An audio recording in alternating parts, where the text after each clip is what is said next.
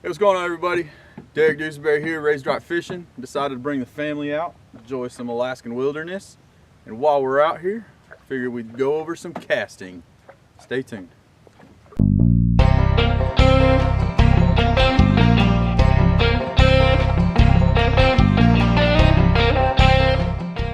Alright, so like I said, brought the family out here. Decided that I should practice my casting a little bit. Can never be too bad at it. So I live in Alaska. There's no bass up here, so I plan to take advantage of that by getting really good at casting. So I brought the old trusty bait caster out here, threw a 1/2 ounce crappie jig with a trailer on it, and I came out here. So Cole already went over a little bit of the basics on how to cast, so now I want to just go over some of the different types of casting. So y'all might see my daughter down here. She's just enjoying it. There's a bunch of fish down here. So, all right. So first is the overhand cast. All right. So to do the overhand cast is self-explanatory. You're just gonna overhand, you know, kind of lob it out there. Okay. So the overhand cast is really good for distance casting. Not so great for fine-tuned casting or precise casting. Okay. The next we have the roll cast. All right. With the roll cast, it is what it is. So you're gonna keep your rod low, and you're just gonna make like a little half C, or a C rather, with your rod tip, and you're gonna let her go. All right. So the roll cast is probably the most used cast that you're gonna do, simply because there's so much you can do with it. You can get it under branches. You can skip it. All right.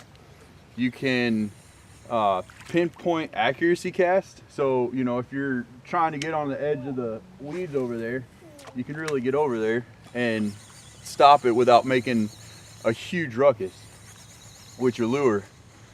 Now, while you're doing these, I do recommend a 1/2 ounce lure. Like I said, this is just a bad jig head. You might be able to see I mean, I've probably actually lost an ounce off of this, or some ounces, just because I've used it so much on concrete and stuff at home. But so the roll cast is very beneficial. You should definitely learn that one maybe first. And then there's kind of a hybrid of them. So like the 1-2 o'clock cast. So, and that's just, it's kind of like I said, it's a little bit of a roll cast, but it's not quite an overhand cast. This one's used a lot, again, for distance, but also while trying to keep it maybe under the wind.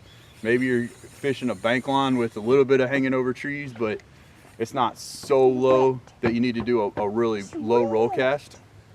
All right. And then next is the pitch.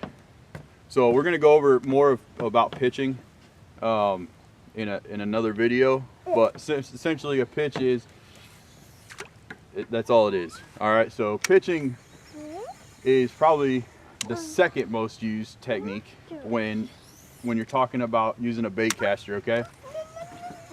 Pitching is used for, you know, real accurate short distant casting. It also you can use it to create a very quiet entry into the water and presentation.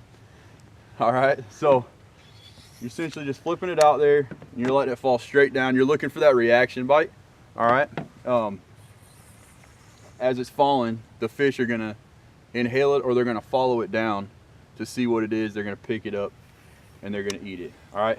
And then the last one is the flipping technique. All right. A lot of people call the pitching technique a flipping technique, but there is an actual flip technique. So let's say I'm fishing really close. I'm talking, you know, rod tips length away, maybe just a little bit further, and the water's either really dark so I can get on top of them fish, or it's really heavy cover, so again I can get on top of them fish. But this just saves time. You're just pulling the line out and you're gonna let it fall. All right, and then do whatever you got to do to make the fish bite. But flipping is also a very pinpoint accurate casting style.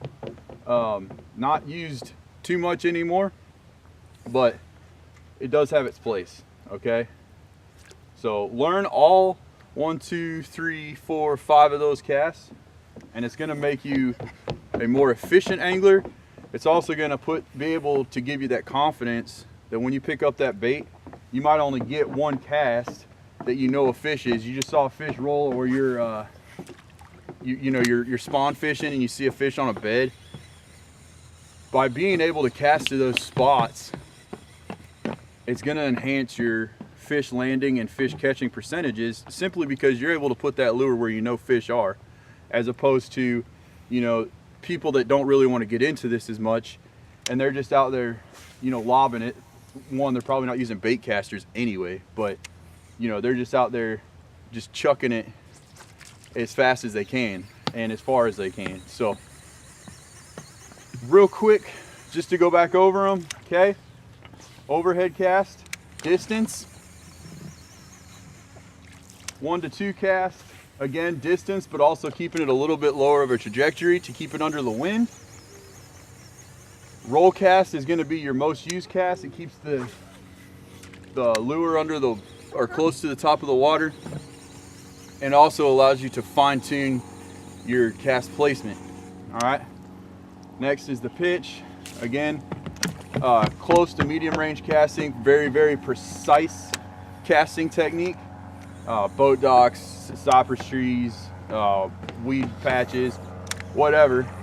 And then last, you have the very close technique of the actual flip. All right, so get in your backyards, get in your boat, get in your front yard, your whatever you've got that you have the space to be able to, you know, get your rod tip high and practice these casts. It's going to make you a more confident angler, and in turn going to make you a better angler. Thanks for watching. I'm Derek, Dudes and Bears, Raised Right Fishing. Y'all have a good one.